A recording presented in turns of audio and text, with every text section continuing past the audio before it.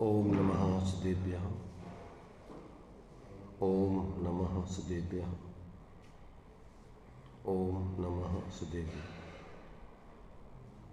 मंगलम भगवान वीरो मंगलम गौतमोगणी मंगलम कुंद कुंदात्यो जैन धर्मोस्तु मंगलम सर्वमंगल मांगल्यम सर्वकल्याणकारकं प्रधानं सर्वधर्माणां जैनं जयतु शासनं जैनं जयतु शासनं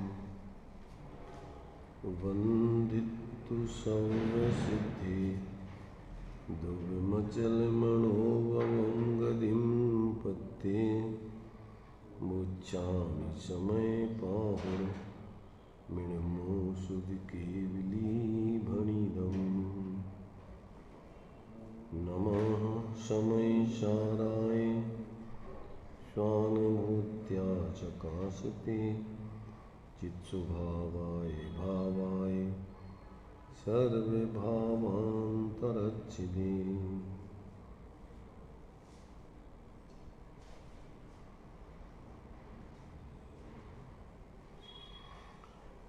समय सार जी पुण्य पाप अधिकार गाथा 157, 58 और 59 तीन गाथाएं एक साथ चलेंगी। इसमें आचार्य देव ने जो आत्मा के मोक्ष मार्ग के परिणाम हैं सम्यक दर्शन ज्ञान चारित्र के, उनके विपरीत जो मिथ्या दर्शन ज्ञान चारित्र के परिणाम हैं, उन परिणामों को यहाँ पर सिद्ध करते हुए कि जो मोक्ष के कारणभूत परिणामों का तिरोधान करने वाले भाव हैं, वो भाव कैसे हैं और वो किस प्रकार से अपने उस स्वाभाविक भावों का तिरोधान करते हैं, आवरण करते हैं, उनको नष्ट करते हैं, वो बात इन तीन गाथाओं में आचार्य देव स्पष्ट कर रहे हैं। सदृष्टांत, बहुत ही सरल दृष्टांत देकर और उस बात को यहाँ पर अपने स्वाभाविक दशा की किस प्रकार से अभाव चल रहा है अनादिकाल से जीवों का, उस बात को यहाँ स्पष्टीकरण दे रहे आचार्य देव। तो अब यह सिद्ध करते हैं कि कर्म मोक्ष के कारणों का तिरोधान करने वाला है। गाथाएं हैं बत्थस्य सेद भावो जहना सेदी मल मेलना सत्तो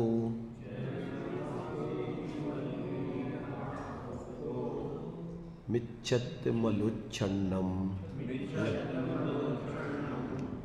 तह सम्मत्तम कुणादव्वम बत्थस्य सेद भावो जहना सेदी मल मेलना सत्तो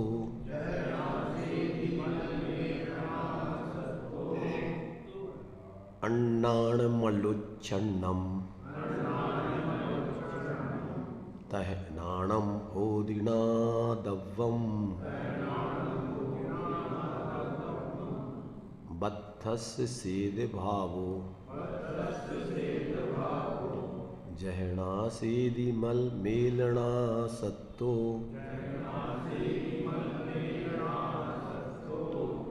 कसाय मलुच्छन्नम तह चारितम्पि नादव्वम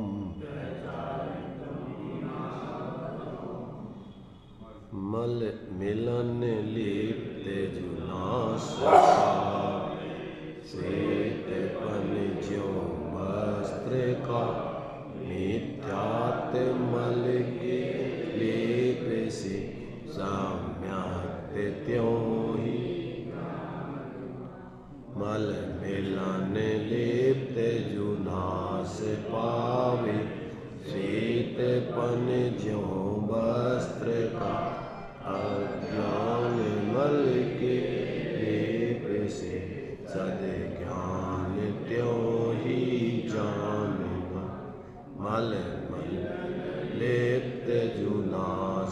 पावे श्वेतपन ज्यों वस्त्र का, चारित्र पावे नास लेत कसाय मल से जानना। देखिए क्या कह रहे आचार्य देव, थोड़ा इसको स्लो करो। जैसे वस्त्र का श्वेत भाव मैल के मिलने से लिप्त होता हुआ नष्ट हो जाता है, तिरोभूत हो जाता है, उसी प्रकार मिथ्यात्व मलावच्छन्नम, मिथ्यात्व रूपी मैल से व्याप्त होता हुआ, लिप्त होता हुआ, सम्यक्त्वम खलु, सम्यक्त वास्तव में तिरोभूत हो जाता है, नष्ट हो जाता है, ऐसा जानना चाहिए। यथा जैसे वस्त्र का श्वेत भाव मल मेल न सकता, मैल के मिलने से लिप्त होता हुआ नश्यति, नाश को प्राप्त होता है, तिरोभूत हो जाता है, तथा उसी प्रकार अज्ञान मलावच्छन्नम, अज्ञान रूपी मैल से व्याप्त होता हुआ, लिप्त होता हुआ ज्ञानम भवति, ज्ञान तिरोभूत हो जाता है, ऐसा जानना चाहिए।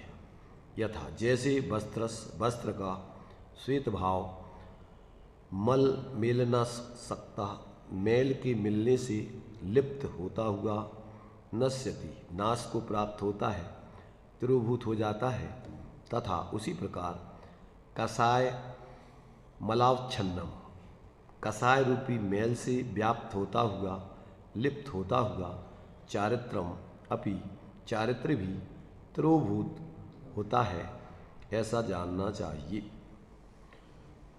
सीधा सरल शब्दों में आचार्य देव ने इस बात को यहाँ स्पष्ट किया कि आत्मा का स्वरूप जिस प्रकार से स्वच्छ सफ़ेद कपड़ा हो, उसके ऊपर मैल आ जावे तो उसकी स्वच्छता तिरोभूत हो जाती है, दिखाई नहीं देती, प्रकट नहीं होती। उसी प्रकार से अनादिकाल से ये जीव मिथ्या दर्शन, मिथ्या ज्ञान, मिथ्या चारित्र रूपी मैल के कारण, इन आश्रव भावों के कारण उसका आत्मा का चैतन्य स्वभाव तिरोभूत हो गया, आवृत हो गया, दिखाई नहीं देता है, नष्ट नहीं हो गया है। हाँ, आत्मा का स्वभाव छिप गया, आवृत हो गया। अब उसको पर्याय में नष्ट होना भी कहते, क्योंकि बाहर में उसकी प्रकटता स्वच्छता दिख नहीं रही, तो पर्याय में उसकी स्वच्छता नष्ट हो गई, ऐसा कहा जाएगा। द्रव्य पने से वो वस्त्र अंदर ज्यों का त्यों, परंतु बाहर में प्रकट रूप में, जैसे अपन सूर्य के ऊपर बदल आ जाते हैं तो अंदर में उसका प्रकाश तो ज्यों का त्यों है, पर बाहर में उसका प्रकाश प्रकट नहीं हो रहा है, उसका प्रकाश, उसकी उष्णता बाहर में प्रकट नहीं हो रही। ऐसे ही अपनी परिणति में अनादिकाल से मिथ्यात, अज्ञान और कसायों के कारण आत्मा का स्वरूप तिरोभूत हो गया, वो दिखाई नहीं दे रहा है, और ये जीव निरंतर संयोग आदि भावों में मूर्छित होकर के जी रहा है। क्योंकि अब मिथ्यात्व क्या है, मिथ्या ज्ञान क्या है, मिथ्याचारित्र क्या है, देखो इसको अपन टीका को ही पढ़ लेते हैं पहले, बाद में अपन इस पर और विचार करते हैं। तो देखिए, ज्ञान का सम्यक्त जो कि मोक्ष का कारण रूप स्वभाव है, वह है परभाव स्वरूप मिथ्यात्व नामक कर्म रूपी मैल के द्वारा व्याप्त होने से तिरोभूत हो जाता है। जैसे परभाव स्वरूप मैल से व्याप्त होता हुआ श्वेत वस्त्र का स्वभावभूत श्वेत स्वभाव तिरोभूत हो जाता है। कैसा दृष्टांत दे रही, देखो मिथ्यात्व क्या है, मिथ्यात्व अर्थात पहले तो द्रव्य कर्म और भाव कर्म दोनों का निमित्त नैमित्तिक संबंध है। उधर मोह कर्म का उदय चल रहा है और इधर जीव के अंदर ज्ञान में क्या कर रहा है, वो जो संयोग आदि अनादिकाल से जीव के लिए शरीर आदि मिले हुए हैं और जो कर्म का अनादिकाल से निमित्त नैमित्तिक संबंध चल रहा है, तो उसमें मोह कर्म का उदय होने पर ये जीव अपने ज्ञान में, वो ज्ञान जिस आत्मा का है उस आत्मा से तो तन्मय होकर के वो अपना अनुभव करता नहीं, और उस ज्ञान को शरीर आदि गेयों में, उस कर्म के उदय होने वाले मोहादिक के भावों में एकत्व बुद्धि करके अपने को अन्य प्रकार से मानता है। तो अब ये क्या हो गया, ऐसा ज्ञान में उसके भ्रम खड़ा हो गया। क्या भ्रम खड़ा हो गया कि जैसे मैं शरीर हूँ, जैसे मैं ये सब शरीर रागादिक भाव, आश्रव भाव अनादिकाल से पर के उदय में जुड़ कर के जीव के मोहादिक के भाव हो रहे, तो ये मिथ्यात्व का भाव हो रहा है। कौन सा हो रहा है, मैं शरीर हूँ, देह जीव को एक गिने, ऐसी जो मान्यता है, ये मान्यता मिथ्यात्व का भाव है और ये शरीर तो परद्रव्य है। तो अब ये जो मान्यता है वो अपनी मान्यता से अपना जो ज्ञान स्वरूप आत्मा है उसको तो अपना स्वरूप जानता मानता नहीं, और क्या जानता है कि जैसे ये शरीर ही में हूँ और ये जो विकारी भाव वो मिथ्यात्व का भाव और ये शरीर आदि भाव और वो अज्ञान का भाव, ये सब उसको एक में करके और अपना अनुभव करता है। उसमें से तीन चीज़ें चल रही, एक जानपना, एक मिथ्यात्व कसाय आदि के परिणमन और एक शरीर का संयोग। जानपना आत्मा का है, उपयोग लक्षण जीव का है, वो आत्मा से तन्मय है। अब उस ज्ञान में जो ये शरीर आदिक और ये मोहादिक के भाव हैं, ये तो कर्म के उदय के भाव हैं, और ये शरीर आदिक ये भी कर्म के उदय के नो कर्म है, आघातीय कर्मों के निमित्त से मिला हुआ नो कर्म है। इसमें अपने लिए पुरुषार्थ सिद्धि उपाय में कि अनादिकाल से जीव को क्या हो रहा है, एवमयम कर्म कृतई भावई असमाहितोपि संयुक्ते प्रतिभाति बालसानाम सब प्रतिभासा एव खलु भवबीजम। क्या हुआ, जो अनादिकाल से कर्मकृत भाव है, कर्मकृत भाव दो प्रकार के हैं, एक अघातीय कर्मों के निमित्त से होने वाले संयोग शरीर आदि, और एक घातीय कर्मों के निमित्त से होने वाले संयोगी भाव, ये दोनों कर्मकृत भाव है। ये आत्मा के स्वभाव से, ज्ञान स्वभाव से भिन्न है, पर उसको क्या दिखता है अनादिकाल से, ये संयुक्त जैसे प्रतिभाषित होते अज्ञानी जीवों को, जैसे रागादिक और शरीरादिक ये ज्ञान स्वरूप ही हो गए, जबकि अपन देखते हैं कि ज्ञान अलग है, रागादिक आश्रव भाव अलग हैं और ये शरीरादिक अलग है। ऐसा अपन को जब थोड़ा विचार करो तो समझ में आ सकती है, क्योंकि ये विकारी परिणाम उत्पन्न होते हैं, नष्ट होते हैं, पर जानना अपना निरंतर बना रहता है। अपन को कभी गुस्सा आता है, कभी मान आता है, कभी मायाचारी होती है, और अपन जानते हैं गुस्सा आ रहा है, जिस समय अपन को कहते हट जाओ हमारे सामने से, अभी हमारे सामने आ जाओगे हम नहीं समझते, तुम्हारा हाथ पांव टूट जाएंगे। तो अब क्या हो रहा है कि वो जो गुस्सा है वो थोड़ी देर बाद मंद हो जाएगा, और थोड़ी देर बाद अब अपन कहेंगे हाँ बोलो अब क्या कह रहे थे। तो पहले क्या हो गया था, पहले भी ज्ञान अलग था, जान रहा था कि आश्रव भाव क्रोध का भाव आ रहा है, और बाद में भी अभी क्रोध मंद हुआ है, तो अब अपन उसमें थोड़ा ज्ञान जागृत सा हुआ, तो अपन सोच रहे कि हाँ अब बोलो क्या बोल रहे। अभी हमें इतना गुस्सा आ रहा था कि अगर उस समय तुम बोल देते तो हम तुम्हारा सिर फोड़ देते। ये कौन कह रहा है, ये कौन जान रहा है, ज्ञान पहले जान रहा था अपन को ये गुस्सा, अब उसमें एकत्व बुद्धि करके अपन अपने को गुस्सा मान रहे, अपने को शरीर आदि मान रहे। अब ये भी मूढ़ता है। सम्यक दृष्टि को आश्रव भावों से भिन्न अपना ज्ञान स्वरूप आत्मा अंदर में अलग प्रतीति में आता रहता है।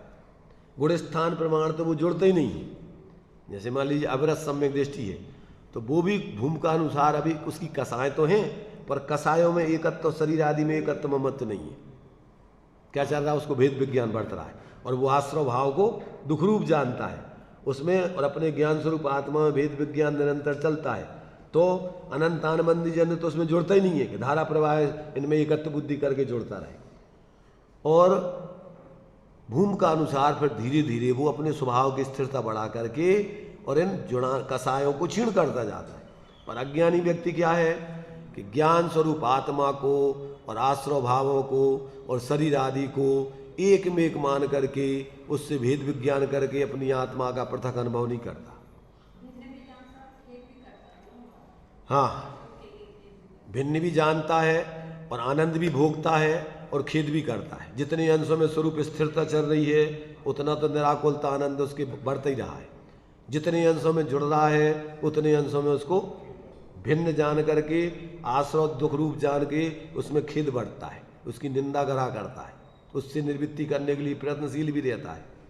ये सब बढ़ रहा है उसके जीवन। पर मिथ्या दृष्टि के जीवन में ऐसा कुछ नहीं है। सब एक में एक करके अकेले शब्दात्मक रूप में पढ़ लेने की बात नहीं है।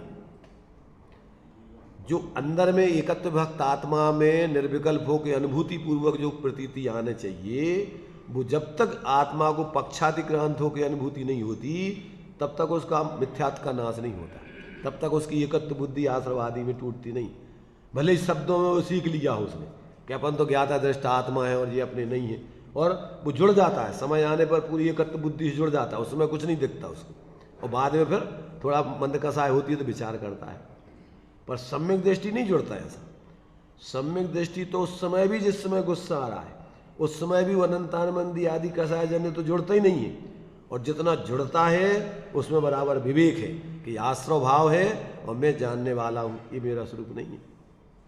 ये शरीर आदि हैं, बीमार हो गया जो भी हो गया तो वो जान रहा है कि शरीर की दशा है, अब ये तो अपने हाथ में है नहीं, इसका परिणमन जैसा होना है होगा, वो तो इतना संयोग हुआ है, इसका परिणमन अपने अधीन चल रहा है, और इसका जो भी संयोग छूटेगा तो वो छूटेगा, परमार्थ से छूटा ही है, और व्यवहार में एक छित्रावगाही पने से भी अलग होगा, तो ये बराबर वो जानता है। पर अब ये क्या है कि ऐसे मिथ्या से उसका सम्यक तो नाश हो गया, जिसका मिथ्या दृष्टि की माने ज्ञान स्वरूप आत्मा का और आश्रव आदि शरीर आदि का नो कर्म आदि का उसको भेद विज्ञान तो है नहीं, उसको ही अपना स्वरूप जान रहा है, मान रहा है। तो ये क्या हो गया कि उसके मिथ्यात्व मन से उसका सम्यक रूपी स्वभाव क्या हो गया, नष्ट हो गया, पर्याय में नष्ट हो गया। द्रव्य स्वभाव उसका भी ज्यों का त्यों। पर्याय में तो चूंकि एक समय में एक ही अवस्था होती, जब मिथ्यात्व हो रहा है तो सम्यक नहीं हो रहा है, और सम्यक होगा तो मिथ्यात्व नहीं होगा। परंतु अंदर में तो आत्मा जिसकी श्रद्धा करने से सम्यक होगा वो आत्मा तो ज्यों का त्यों, उसमें कुछ नहीं हुआ। जिस समय मिथ्या दृष्टि बन गया तो उस समय कोई आत्मा कोई शरीर और राग आश्रव आदि रूप थोड़ी हो गया, वो तो ज्ञान स्वरूप ही है, चैतन्य स्वरूप ही है, ज्यों का त्यों निरंतर वो चेतन स्वरूप ही बढ़ता रहा है। तो द्रव्य पन्ने से वो ज्यों का त्यों एक रूप बढ़ता रहता है, चेतन आत्मा चेतन ही रहता है। जो पारिणामिक भाव है वो कर्म की अपेक्षा नहीं रखते, कर्म के उदय उपसम क्षय क्षय उपसम आदि की अपेक्षा वो पारिणामिक भाव एक रूप रहता है, द्रव्य स्वभाव। स्वर्णपना, स्वर्णपने में कोई अशुद्धि नहीं होती, चाहे वो पर्याय में अशुद्ध रहे चाहे शुद्ध रहे, पर स्वर्णपने से वो सोना ज्यों का त्यों उतना का उतना बना रहता है। ऐसे जीव जीव पने से ज्यों का त्यों अपने चैतन्य पने को नहीं छोड़ता कभी। अवस्था में मिथ्यात्व अज्ञान कसाएं ये चलती हैं क्षणिक, और वो जब उसको आत्मबोध हो जाता है तो मिथ्यात्व का नाश होकर सम्यक होता है, अज्ञान का नाश होकर सम्यक ज्ञान होता है, स्वरूप की स्थिरता होकर के चारित्र का माने कसायों का अभाव होता है क्रम से। तो ये पर्याय में उसकी दशा प्रकट होती है। और जब तक ऐसा अपने से ऐसा एकत्व भक्त करके निर्विकल्प अनुभूति पूर्वक स्वरूप स्थिरता नहीं करता तब तक ये निरंतर मिथ्यात्व अज्ञान कसाय के भाव चलते ही रहते। धारा प्रवाह धर्म के नाम पे भी साधु बन जाएगा तो अपने को मुनि जान रहा है, ये लक्षुल्लक जान रहा है, ब्रह्मचारी जान रहा है, और पर्याय में जैसे मिथ्या दृष्टि में अपन को अपनी स्त्री पुरुष और उसमें भी अपने लिए फिर माता पिता बाप भाई पति ये सब कल्पना है, मिथ्या कल्पना है, क्योंकि आत्मा तो चैतन्य स्वरूप रहता है, वो कुछ हुआ ही नहीं, हो सकता नहीं। व्यवहारिक दृष्टि से अपन जो अपन ने एक व्यवस्था बनाई है वो अलग है, सम्यक दृष्टि भी कदाचित संसार में रहेगा, शादी भी होगी मान लो 3 तीर्थंकर थे, 24 तीर्थंकरों वर्तमान में, तो चक्रवर्ती, कामदेव और तीर्थंकर 3-3 पद के धारी थे। तो इनकी शादियां हुई कि नहीं हुई? पर अंदर में क्या जान रहे थे वो? कुछ नहीं हो रहा है, सब नाटक चल रहा है, कर्म के उदय का कार्य। अपना तो एक चेतन जान पना है, अपन चेतन स्वरूप ही है। तो वो सब बाहर का नाटक, जैसे रंगमंच पर कोई नाटक का रोल दिया जाए तो वो नाटक भी करता है और अपनी असलियत भी जानता है। ऐसी सम्यक दृष्टि कर्म के उदय का नाटक भी करता है और अंदर में अपना निखालस ज्ञाता दृष्टा स्वरूप भी अंदर में जानता मानता है। इसलिए उस जाति का उसमें एकत्व मत पूर्वक की प्रवृत्ति उसकी होती नहीं। तो यहां घर गृहस्थी में रहो और चाहे कोई व्यवहारिक दृष्टि से कोई उदय से कैसी पद आदि हो, उसमें कोई अंतर नहीं पड़ता सम्यक दृष्टि के भेद विज्ञान में, सम्यक ज्ञान में। उदय का नाटक पुण्य पाप का उदय अलग समझता है और अपना स्वरूप ज्ञान में अलग भाषित होता है उसको। अब चूंकि कुछ चीजें ऐसी होती निधत्ती निकाचित जैसी कि चक्रवर्ती ऐसा पद है कि बिना 6 खंड के जीते, बिना शादी किए आप दीक्षा लेकर के मोक्ष मार्ग में लग ही नहीं सकते। ये नाटक आपको करना ही पड़ेगा। इसके अलावा आप चाहो कि हम इसको बिना नाटक किए और हम दीक्षा लेकर के मोक्ष मार्ग में लग जाएं, ये व्यवस्था नहीं है। आपको ये नाटक करना पड़ेगा और नाटक करने के बाद फिर इसके बाद दीक्षा समय पर लेकर निर्वृत्ति करके स्वरूप आराधना करके मोक्ष जा सकते। तो कुछ चीजें ऐसी होती हैं। अब जैसे आयु प्रमाण अपन को शरीर मिला है, तो इसको आप आयु के पहले आप इसको अलग नहीं कर सकते, अपने से अलग जान सकते हो, भेद विज्ञान कर सकते हो, पर इसको अलग नहीं कर सकते। अनंत भगवान भी हैं, शरीर में रह रहे हैं। 8 वर्ष अंतर्मुहूर्त के बाद मान लीजिए केवल ज्ञान हो गया और मान लीजिए 1 कोटि पूर्व की आयु है, तो क्या करेंगे वो? और तीर्थंकर प्रकृति का उदय है, तो अब उनकी दिव्य ध्वनि खिरेगी, विहार होगा। वे तो जान रहे केवल ज्ञान में, कछु उनका करना धरना क्या है? ऐसे ही सम्यक दृष्टि को भेद विज्ञान में इस संसार का नाटक अलग भाषित होता है और अंदर में अपना स्वरूप अलग भाषित होता है। तो ये मिथ्यात्व मल के मेल से सम्यक नाश हो जाता है। जब तुम अपने को शरीर आदि रूप मान रहे, राग आदि रूप मान रहे, तो आप अपने को चेतन स्वरूप नहीं मान रहे। कि मान रहे दो काम एक संग चलती, सम्यक भी चले और मिथ्यात्व भी चले, दो ही काम एक संग होते क्या? ये समझ लेना कि ये मिथ्यात्व मल के मेल से सम्यक रूपी कपड़े, माने तुम्हारा जो है आत्मा स्वच्छ चैतन्य स्वरूप है, तो उसका सम्यक्त का नाश हो गया। कैसे नाश हो गया? मिथ्यात्व रूपी मेल, क्योंकि 2 अवस्था एक संग नहीं हुई। जिस समय आप अपने को शरीर आदि राग आदि सुखी दुखी मान रहे, उस समय देखो शब्दों की मान्यता की बात नहीं है, ये अंदर में अनुभव करके अपनी अनुभव करने की बात है। अन्यथा शास्त्रों से तो सब अपन नाटक तो करते हैं ऊपर से, पर प्राणों में ठसा हुआ है पर्याय बुद्धि का संयोगाधीन दृष्टि का भाव। मिथ्या दृष्टि जीव, जिसको अपन निश्चयाभासी आदि बोलते हैं, व्यवहाराभासी उभयाभासी, वो सब ऐसे ही ऊपर ही ऊपर, अंदर में कोई भेद विज्ञान अंदर से उसको यथार्थता का परिणमन नहीं है। बातें दोनों करेगा कि आत्मा ज्ञाता दृष्टा है, हमारा कुछ नहीं है, ये सब है, ये भी करना वो भी करना, पर अंदर में अपने उस एकत्व भक्त आत्मा से जुड़ करके निर्विकल्प होकर भी वितराग सम्यक दर्शन ज्ञान चारित्र रूप परिणमन नहीं होता उसके। ऐसा जीव ने अनेकों बार कर लिया नाटक, साधु बन गया, महावीर धारण कर लिए, शरीर के ऊपर तुम काट करके और उसमें नमक छिड़क दो तो भी उफ नहीं करेगा बाहर में, पर अंदर में भेद विज्ञान नहीं है। अभी मंद कसाय पूर्वक 9 में गिरवेग तक चला जाएगा, पर अंदर में अभी मोक्ष मार्ग बिल्कुल भी नहीं है। और एक चौथे आदि गुणस्थान वाला सम्यक दृष्टि बाहर में सब कुछ संसार के कार्य कर रहा है और वो मोक्ष मार्गी, और वो महावीर को धारण करने वाले मिथ्या दृष्टि द्रव्यलिंगी वो संसार मार्गी है, उनके अभी कोई कर्मों की संबंध नजर नहीं हो रही। उसके लिए रत्नकर्ण श्रावकाचार्य में आचार्य देव ने क्या सम्यक की महिमा के रूप में दिया है वो दृष्टांत। क्या दिया है? गृहस्थो मोक्ष मार्गस्थो निर्मोहो नैव मोहवान अनगारो गृही से याने निर्मोहो मोहिनो मुने। जो सम्यक दर्शन अधिकार में है ये श्लोक क्या दिया? आचार्य समंत्रभद्र क्षत्रिय राजकुमार जिनके ऊपर भस्मक व्याधि रोग हो गया, पद छोड़ना पड़ा और बाद में फिर ज्यों कहते उस पद में आकर के धर्म का आत्मा कल्याण करते हुए अन्य जीवों के लिए धर्म के मार्ग में लगाया।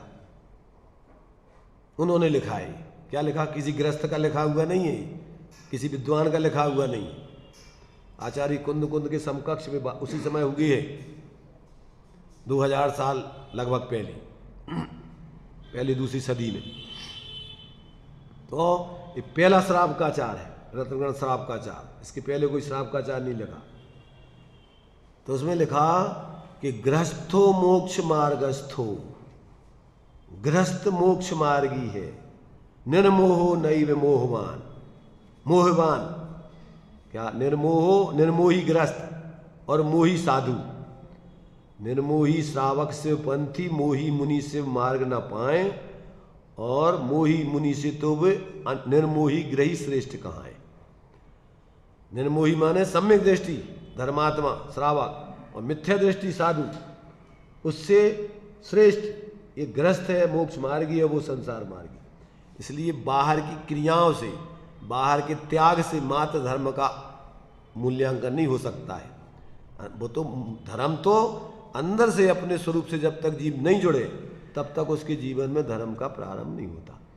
स्वरूप से जुड़ना अवरत दशा चौथे गुण स्थान से चालू होता है, वहाँ से वो मोक्ष मार्गी बनता है, और फिर क्रम क्रम से अपने से विशेष जुड़ने के लिए फिर क्रम से बाहर से निर्वृत्ति भी करता है और स्वरूप की वृत्ति करता जाता है। दोनों अस्थि नास्ति से फिर चलते हैं। क्यों? कि जो विकल्पों के कारण है, अगर बाह्य परिग्रह आदि नहीं छोड़े तो उसके वो विकल्प तत्संबंधी छूट नहीं सकते। सम्यक दर्शन ज्ञान को पा, आरंभ संग भवि शीघ्र तजो, एक साथ नहीं त्याग सको तो क्रम क्रम से ही त्याग करो। बिना त्याग के राग देश की आकुलता नहीं मिटती है, और राग देश के त्याग बिना 11 प्रथमावश गिनती है। क्या कहा? सम्यक दर्शन ज्ञान को पा, आरंभ संग भवि शीघ्र तजो। अपन बोलते सम्यक ज्ञानी होए बहुरी दृढ़ चारत लीजिए, एक देश और सकल देश तसु भेद कहीजिए। क्यों? क्योंकि बिना आरंभ परिग्रह के त्याग के आपके राग द्वेष का अभाव नहीं हो सकता है। ऐसे निमित्त नैमित्तिक संबंध है। ऊँट पर बैठ करके बूट नहीं चुन सकते हो। चलते हुए ऊँट के ऊपर बैठ के और तुम बूट चुनना चाहो, चुन लोगे? जानते हो कि नहीं जानते हो? बूट माने चने के जो पेड़ों के वो दाने होते हैं ना, जो अपन को मिलते हैं, उसको अपन को खाना है। और ऊँट पर बैठे हुए और ऊँट चल रहा है तो तुम वो खा लो, बूट चुन लोगे, उसमें से खा लोगे।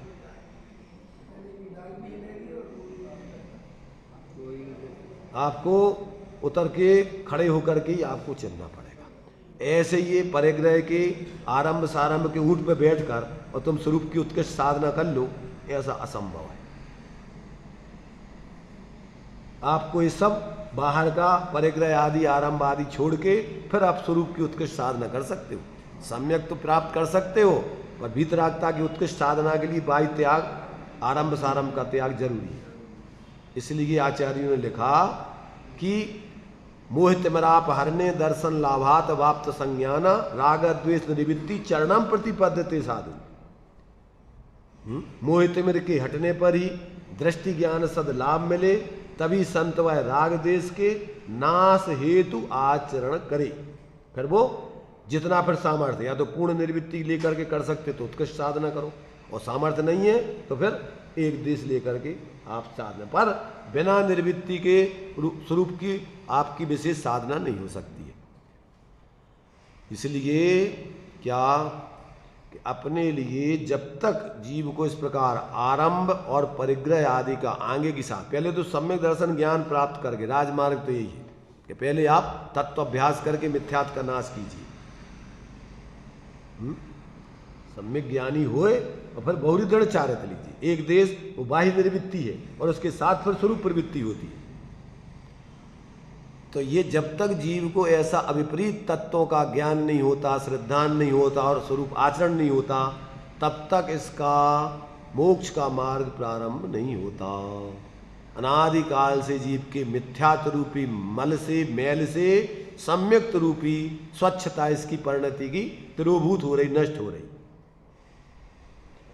तो ये दिया कि ज्ञान का सम्यक्त जो कि मोक्ष का कारण रूप स्वभाव है, वह परभाव स्वरूप मिथ्यात्व नामक कर्म रूपी मैल के द्वारा व्याप्त होने से तिरोभूत होता है, हो जाता है। जैसे परभाव स्वरूप मैल से व्याप्त हुआ श्वेत वस्त्र का स्वभावभूत श्वेतपना तिरोभूत हो जाता है, नष्ट हो जाता है, पर्याय में प्रकट नहीं होता है। ज्ञान का ज्ञान जो कि मोक्ष का कारण रूप स्वभाव है, वह परभाव स्वरूप मिथ्या ज्ञान, अज्ञान माने मिथ्या ज्ञान, अज्ञान नामक कर्ममल के द्वारा व्याप्त होने से तिरोभूत हो जाता है। जैसे परभाव स्वरूप मैल से व्याप्त होता हुआ श्वेत वस्त्र का स्वभावभूत श्वेत स्वभाव तिरोभूत हो जाता है। क्या हो जाता है? जो उसका स्वभाव है, कपड़े की स्वच्छता नहीं दिखाई देती है, ऐसे ही अपने जो मिथ्या दर्शन ज्ञान चारित्र के परिणाम हैं, तो आत्मा का स्वरूप अपन को सम्यक श्रद्धा ज्ञान चारित्र रूप में वो प्रकट नहीं होता है। आत्मा अंदर में जैसा का तैसा है, वो कपड़ा स्वभाव से बिल्कुल स्वच्छ है, परंतु पर्याय में उसके मैल के चढ़ जाने से उसकी स्वच्छता तिरोभूत हो गई। ऐसे ही अपने पर्याय में मिथ्या दर्शन ज्ञान चारित्र के परिणामों से अपनी आत्मा का स्वभाव तिरोभूत हो गया, उसकी श्रद्धा ज्ञान चारित्र की परिणति नहीं चल रही है, आत्मा की श्रद्धा नहीं हो रही, आत्मा का ज्ञान नहीं कर रहा है, आत्मा की लीनता नहीं कर रहा है। क्या कर रहा है? शरीर आदि राग आदि में एकत्व मत करते हुए निरंतर प्रवृत्ति कर रहा है। दो ही काम एक संग नहीं चलते, सम्यक और मिथ्या, प्रकाश और अंधकार दोनों साथ साथ नहीं, उष्णता और शीतलता दोनों साथ साथ नहीं। तो या तो आप संयोगों में मूर्छित होकर के और आप जी रहे होगे, और या अपने स्वभाव की अनुभूति पूर्वक श्रद्धा करते हुए उसमें उसका जीवन जी रहे होगे। इसलिए मिथ्या दर्शन ज्ञान चारित्र रूपी मैल से अपने आत्मा का सम्यक दर्शन ज्ञान चारित्र रूप स्वभाव तिरोभूत हो गया, नष्ट हो गया।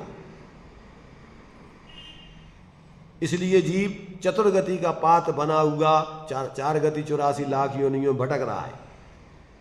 अंदर में ज्यों का त्यों स्वभाव से भगवान ज्यों का त्यों चैतन्य आत्मा, उसके स्वभाव में कोई कमी नहीं आती, पर परिणति में निरंतर दुखी है, आकुलित है।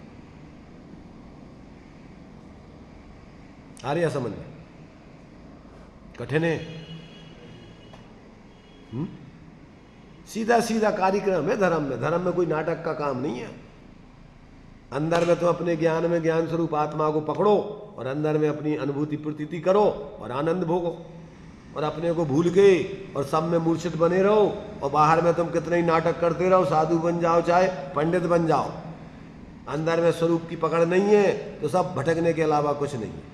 और चाहे बाहर में तुम सेठ बन करके धर्म के नाम पे मंदिर करोड़ों बनवाओ, मूर्तियों के ढेर लगाओ, और अंदर में अपने को अपने रूप अनुभव नहीं करो, शांति की गंध आने वाली नहीं है। और धर्म के नाम पे भ्रम और हो जाएगा तुम्हें कि हमने बहुत दान कर दिया, बहुत, उससे और दंभ करके पाप का बंद और करोगे। अगर विवेक हो तो इन सबको करते हुए उसका दंभ नहीं करोगे कि इसमें अपना क्या है, सब इतनी की चीजें हैं, सदुपयोग हो करके भैया धर्म के मार्ग में लगे, अच्छी बात है। बिना तत्व ज्ञान आत्मज्ञान के व्यक्ति का दंभ नहीं छूटता है, कहीं ना कहीं से वो अपना बाहर की अकड़ पकड़ चलती रहती है उसकी, चाहे धर्म के नाम पर हो चाहे लौकिकता के नाम पर हो।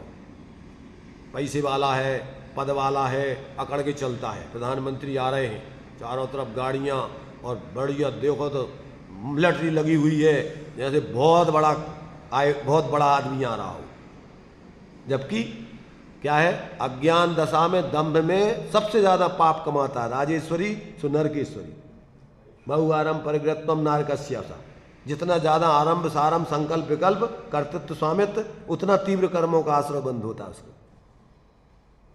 हाँ, सम्यक दृष्टि हो सकता है, चक्रवर्ती भी सम्यक दृष्टि हो सकती है, छखंडी के अधिपति व्यवस्था बनाते हुए भी उनको कोई दंभ नहीं होता है कि भाई ये तो बाहर की व्यवस्था है, इसमें अपना क्या है? अपना तो उस एकत्व विभक्त आत्मा को छोड़ के एक परमाणु मात्र, अपना कुछ नहीं।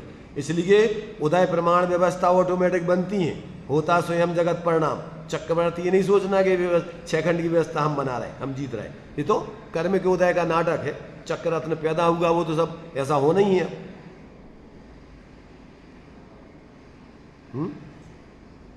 ऐसे यहां सब चल रहा है, कर्म के उदय में जो कार्य होना है वो होंगे। ये तो जबरदस्ती चलती हुई गाड़ी के नीचे चल के मानता है कि मैं चला रहा हूं गाड़ी। होता स्वयं जगत परिणाम, कोई किसी का नहीं करता काम। दूर हटा मिथ्या परिणाम, और सहजानंद रहो अभिराम। नहीं आएगा समझ में? आएगा? आएगा, अभी तक तो नहीं आया। अभी तक आ गया होता तो पर यहाँ पैदा नहीं होती।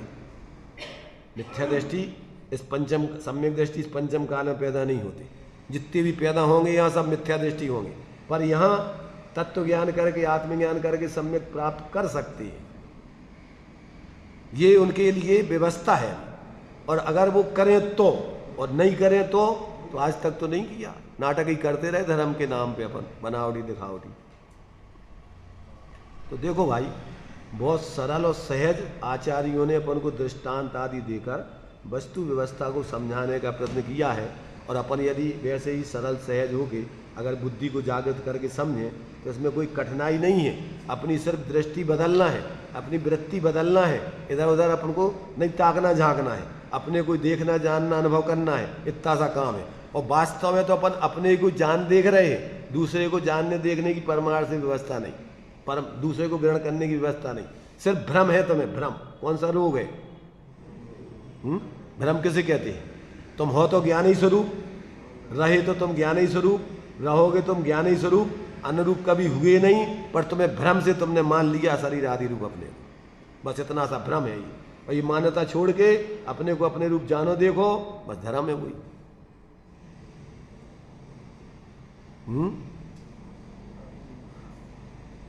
अभी तो अपन को मजा नहीं आ रहा इसमें।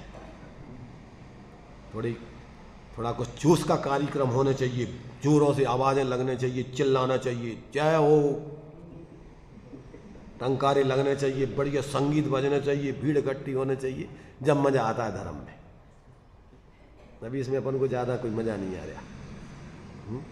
कोई हो हल्ला नहीं हो रहा, कोई उदम नहीं हो रहा, कोई कुछ नहीं हो रहा। इसमें क्या धर्म होना है? चारों तरफ से भीड़ इकट्ठी हो, जय नारे लग रहे हो, जय जयकार की, और फिर अपन पर चल रहे हो अपने अकड़ की, तब समझ में आता है कहाँ कुछ धर्म हो रहा है। बोलियां लग रही हो हमारी तरफ से 1 करोड़ रुपया, और जय हो तुम्हारी भाई, आ जाओ माला डालो।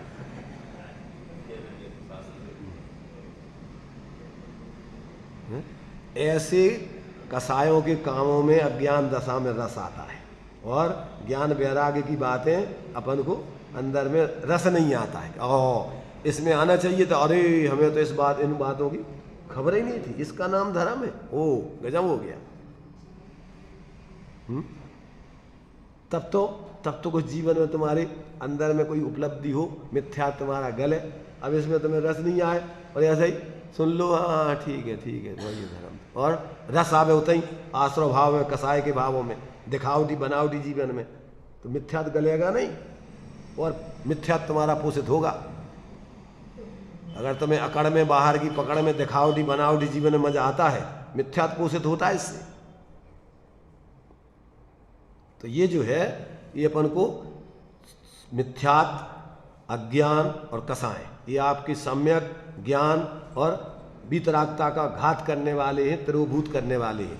ये भाव, ये इसको मेल कह रहे, आत्मा का ही परिणाम है, समझ रहे हैं ना? अपने स्वरूप को भूल करके भाव होते हैं। तो इस प्रकार ये तीनों भाव, ज्ञान का ज्ञान जो कि मोक्ष का कारण रूप स्वभाव है, वह परभाव स्वभाव अज्ञान नामक कर्म मल के द्वारा व्याप्त होने से तिरोभूत हो जाता है।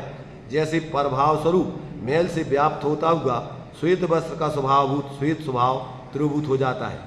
ज्ञान का चारित्र जो कि माने स्थिरता रूप, ज्ञान का स्वभाव में स्थिरता रूप, ज्ञान का चारित्र जो कि मोक्ष का कारण स्वरूप, कारण रूप स्वभाव है, वह परभाव स्वरूप कसाय नामक, चारित्र के विपरीत क्या है? कसाय, राग द्वेष के भाव, अस्थिरता के भाव, कसाय नामक कर्म मल के द्वारा व्याप्त होने से तिरोभूत हो जाता है। जैसे परभाव स्वरूप मैल से व्याप्त होता हुआ श्वेत वस्त्र का स्वभाव भूत श्वेत स्वभाव तिरोभूत हो जाता है, इसलिए मोक्ष के कारण का सम्यक दर्शन ज्ञान चारित्र का तिरोधान करने वाले होने से कर्म का यानी मिथ्या दर्शन ज्ञान चारित्र रूप कर्म का निषेध किया गया है। क्या किया गया है? निषेध किया गया है कि ये धर्म नहीं है, ये छोड़ने लायक है, ये तुम्हारे आत्मा के हित में नहीं है। भावार्थ, सम्यक दर्शन ज्ञान और चारित्र मोक्ष का मार्ग है। ज्ञान का सम्यक्त रूप परिणमन मिथ्यात्व कर्म से तिरोभूत होता है। ज्ञान का ज्ञान रूप परिणमन अज्ञान कर्म से तिरोभूत होता है और ज्ञान का चारित्र रूप परिणमन कसाय कर्म से तिरोभूत होता है। इस प्रकार मोक्ष के कारण भावों को कर्म तिरोभूत करता है, इसलिए उसका यहाँ निषेध किया गया है।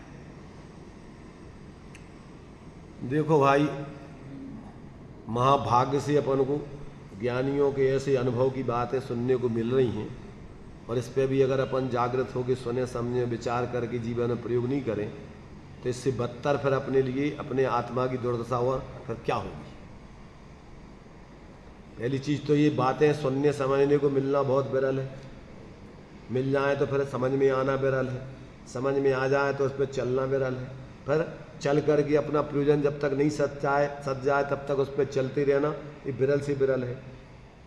तो अब अपन कौन सी भूमिका में आ गए हैं? तो अपन देखो, सुनने को अपन को मिल रहा है, समझ में आ रहा है कि नहीं, ये सबको अपने अपने अंदर देखना है और फिर जीवन में प्रैक्टिकल करना है।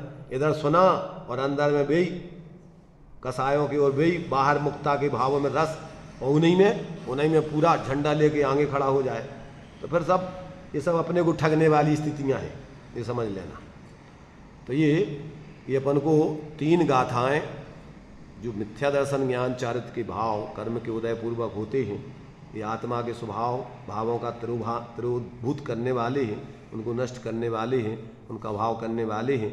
ये अपने ऊपर है कि यदि अपन तत्व निर्णय करें और अपने को ज्ञान में ऐसा सम्यक निर्णय करके मिथ्यात्व के भावों का अभाव करके सम्यक्त भाव जीवन में प्रकट करें तो करो, तुम स्वाधीन हो, इसमें कोई दूसरा इसके लिए जिम्मेदार नहीं है। इस प्रकार अभी इसकी अपने लिए आगे तात्पर्य टीका में विशेष खुलासा है। आज तुम्हारा ये शिविर के बारे में इन लोगों को कुछ बोलना है, बच्चों का शिविर लगाने के संबंध में, इसलिए अपन इसके लिए अपन यहीं अभी विराम लें। पर इतना ध्यान रखना कि इस शिविर का काम भी बच्चों के लिए ये भगवान जिनेंद्र का उपदेश के संस्कार देने के लिए है। तो इसमें जो लोग इसके लिए नियुक्त होते हैं उनकी बहुत बड़ी जिम्मेदारी बनती है। ये भगवान जिनेंद्र का उपदेश बच्चों के लिए संदेश रूप में या संस्कार रूप में देने के लिए सबसे पहले जो कर्ता धर्ता है, इसके व्यवस्थापक हैं, उनके लिए बहुत विवेक पूर्वक ये कार्य करने चाहिए। ऐसा संदेश न जाए कि जिससे बच्चों में कुसंस्कार पड़े, कोई पक्षपात नहीं हो किसी प्रकार, क्योंकि समोषण का उपदेश है और समोषण में जीव मात्र के लिए कल्याण का उपदेश दिया जाता है। इसमें कोई जाति पाति पंथ संप्रदाय व्यक्ति नहीं चलते, यहाँ तो निष्पक्ष होकर प्रत्येक जीव के कल्याण की बात है। इसलिए निष्पक्ष होकर बच्चों के लिए ये भगवान जिनेंद्र की वाणी के अपन को मोक्ष मार्ग का उपदेश देने के लिए संस्कार दिए जाएं। ऐसे व्यक्तियों को ही नियुक्त किया जाए उस पर कि जो गंभीर होकर के इस उपदेश को सम्यक देवें। ऐसे मनोरंजन और माने बहुत हल्के फुल्के रूप में इसको नहीं लेवें। और जो भी अपने लिए बच्चों के लिए कदाचित जो पारितोषिक आदि दिए जाते हैं उसमें क्या है कि बहुत ज़्यादा कसाएँ पैदा होती हैं। अगर थोड़ा भी पक्षपात किया जाए, भाई भतीजावाज अपना पराया, तो उसमें क्या है फिर बड़े बड़े लोगों के भी परिणाम बिगड़ते हैं। इसलिए इसमें भी बहुत विवेक रखा जाए और इसमें अपने लिए किसी ख्याति लाभ पूजा के आधार से नहीं, ये बच्चों के लिए सिर्फ प्रोत्साहन के रूप में उनको धर्म के मार्ग में लगें, इस रूप में ही वो अपने लिए कार्य करना। इसके लिए अपन को कोई अपना कोई विशेष बताने के लिए नहीं, और वो चीज़ें दी जाएं जो उनके जीवन उपयोगी आत्महित के कार्य में आवे। इस प्रकार से अपन को कोई विलासता वाली चीज़ें या इस प्रकार की कोई चीज़ें ना बांटी जाएं, और वहाँ पर भी उनके लिए जो भी खान पान आदि की व्यवस्था बनाई जाए वो भी अपनी मर्यादा में होने चाहिए। उसकी सारी की सारी तभी जा कर के अपन को उनको सही संस्कार अपन दे पाएंगे। तो प्रत्येक व्यक्ति की जिम्मेदारी बनती है, जो लोग उसके अपने लिए इस कार्य में लगेंगे, ये बहुत बड़ा कार्य है। अपन को अपने भावों को पवित्र रख करके निस्वार्थ भाव से, इसमें अपना कोई स्वार्थ साधने का अभिप्राय किसी का नहीं होने चाहिए, अपने ख्याति लाभ पूजा का भाव नहीं होने चाहिए, प्रत्येक व्यक्ति का अपना कोई मान सम्मान का इसमें पॉइंट नहीं बनाना चाहिए। जो इसके लिए कार्य कर रहे हैं कार्यकर्ता, उनका अपन सहयोग करें, और जिस प्रकार से कर सकते हैं मन वचन काय कृत काय तन मोदना से इस कार्य को करें। बहुत अच्छा कार्य है, परंतु शर्त ये है कि अपन को प्रत्येक व्यक्ति को इसको, और बड़े बड़े व्यक्तियों के लिए भी जिम्मेदारी इसकी सौंपी जाए कि प्रतिदिन उस पर निरीक्षण करने के लिए समझदार लोग वहाँ पहुँचें। क्योंकि अभी छोटे लोग अगर एक हों तो अब भी क्या गलती कर रहा है सही कर रहा है कोई देखने वाला नहीं हो, तो फिर वो क्या है, वो गलती करते रहते हैं, उसका फिर गलत संदेश जाने लगता है। इसलिए इन सब बातों को ध्यान में रख करके ये कार्य बहुत पवित्र है, सर्वोत्कृष्ट है, लौकिक कार्यों से ऊंचा है। इसलिए इस कार्य के लिए प्रत्येक व्यक्ति की जिम्मेदारी बनती है कि अपन अपने आने वाली पीढ़ी को सच्चे धर्म के संस्कार दें, ताकि वो सच्चे धर्म के मार्ग में चलें। और इसमें कोई पक्षपात, किसी प्रकार का संप्रदायवाद इसमें बीच में आड़े नहीं आने चाहिए। जीव मात्र के लिए कल्याण की ये बात है, किसी प्रकार से कोई किसी व्यक्ति का किसी संप्रदाय की बात नहीं है। भगवान जनेन्द्र का उपदेश जीव मात्र के लिए दिया जाता है। इसलिए अपन को इन सब बातों का ध्यान रखकर, और जो अब ये इसका कार्यक्रम कब रखना है क्या रखना है आपको जानकारी देंगे, सब लोग इस बात को ध्यान से सुने और इसका जो है जितना हो सकता है सहयोग आदि करें। कोई भी लोग जाए नहीं, अभी आदरणीय त्यागी जी ने अभी